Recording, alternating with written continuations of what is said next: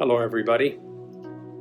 Just as I am, without one plea, but that thy blood was shed for me, and that thou bidst me come to thee, O Lamb of God, I come, I come.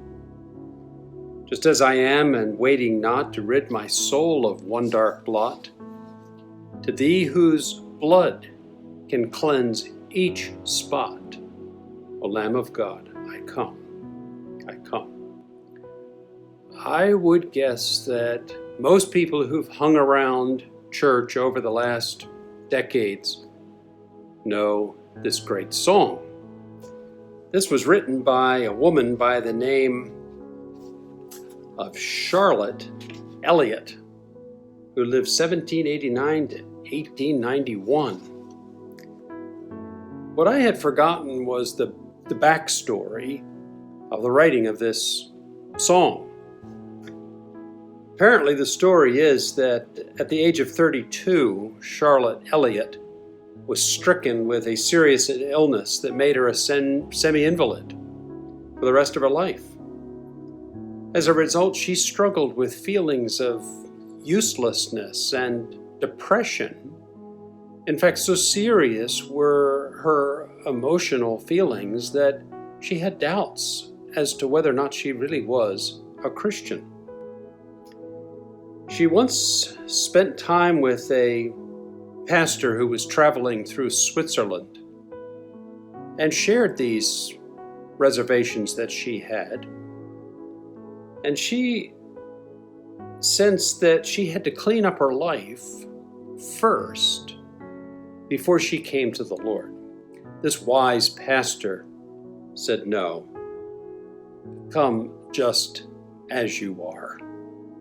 She, as a result of this, was converted, what was called the birthday of her soul, when she realized that she could come just as she was, and the Lamb of God would cleanse her. I suppose that out of all the verses of this song, my favorite is the last. Just as I am, thou wilt receive. That's encouraging. Just as I am, thou wilt receive. Then watch these four words, what Jesus does for us because of what he did on the cross. We'll welcome, 1. Pardon, 2. Cleanse, 3. Relieve, 4. Just as I am, thou wilt receive. Will welcome, pardon, cleanse, and relieve. Why? Because thy promise I believe, the Lamb of God I come.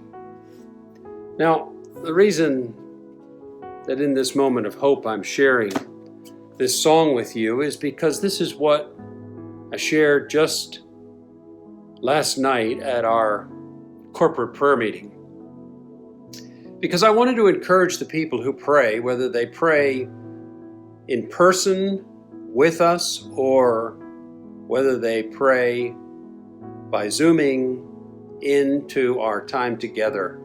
I wanted to encourage them that the gospel is not just for unbelievers, the gospel is for believers, especially for believers, that we can come just as we are, and that's what we do in prayer. I am praying that nobody catches this virus. And I guess you're probably praying that too, that your loved ones, your family, your church, no one catches this virus. But I will tell you, there's a virus I hope people catch. And the virus that I hope people catch is corporate prayer. I was just on a Zoom call with church leaders around this part of America.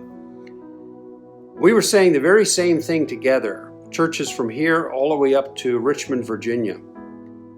That the one thing that is clear to us is that God is taking his church through a hard time, and we may as well learn to pray and really pray together.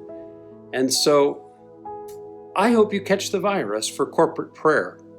We had a great prayer retreat last week. Our prayer meetings have been special as we've been praying.